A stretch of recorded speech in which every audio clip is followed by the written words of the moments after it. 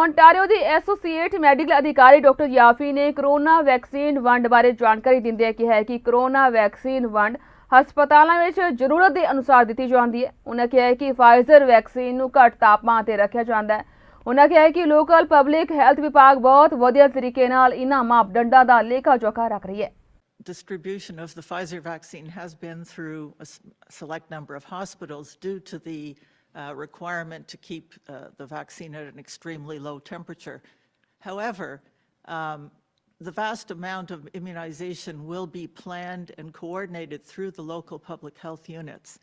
And the local public health units have a very good sense of what's going on in their community. They'll be working collaboratively, obviously, with other parts of the healthcare system, hospitals, physicians, community health centers, paramedics, and so on. And so they will, within the framework set by the province for prioritization, they will be directing vaccine to the most risky within that priority group. So that is built into it from a local delivery point of view. The people who work in long-term care and essential caregivers, and the not only because of the Pfizer vaccine logistics around its storage and transportation, but also our experience has been that outbreaks in long-term care tend to be introduced by workers. Obviously not for their own fault, but because they are people who live in the community. And if they're in a community with a lot of transmission, they can then bring it into the facility. So one of the most important ways of reaching long-term care homes is through the workers to help prevent transmission into the home. We are starting now that Moderna's coming today, I believe. We are going to start offering vaccination with Moderna to residents of long-term care and high-risk retirement homes this week.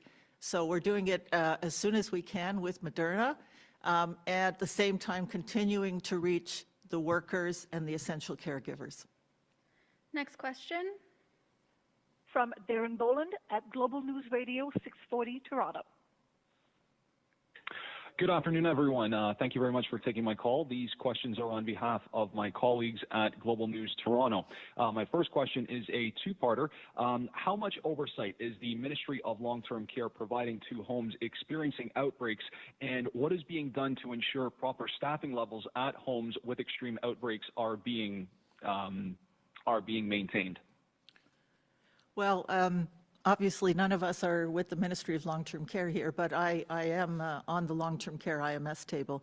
The Ministry of Long-Term Care is very closely involved in monitoring all the outbreaks and working very closely with Ontario Health and bringing in management orders and bringing in hospitals to help, for example, with tender care, which I have been involved with, and bringing in other facilities, as well as just having set up a specialized care center through the Grace Hospital for offloading patients from long-term care as needed. So they're very closely working on that situation. It's obviously very high priority, very high vulnerable population.